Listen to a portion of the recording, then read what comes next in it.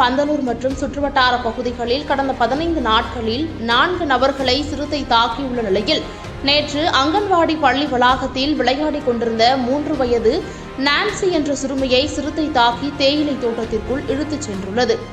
இந்நிலையில் ஆட்கொள்ளி சிறுத்தையை தேடும் பணிக்காக முதுமலை புலிகள் காப்பகத்திலிருந்து கும்கி யானைகள் வரவழைக்கப்பட்டு கால்நடை மருத்துவ குழுவினருடன் தேடும் பணி 3வது நாளாக நடைபெற்று வருகிறது.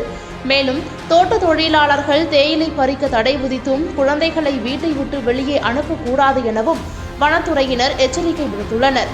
இந்த நிலையில் சிறுத்தையை விரைந்து பிடிக்க கோரி கூடலூர், பந்தலூர் பகுதிகளில் பொதுமக்கள் தொடர் சாலை மறியல் போராட்டத்தில் ஈடுபட்டு வருகின்றனர். இதனால் கேரள மாநிலத்திற்கு போக்குவரத்து முற்றிலுமாக பாதிக்கப்பட்டுள்ளது.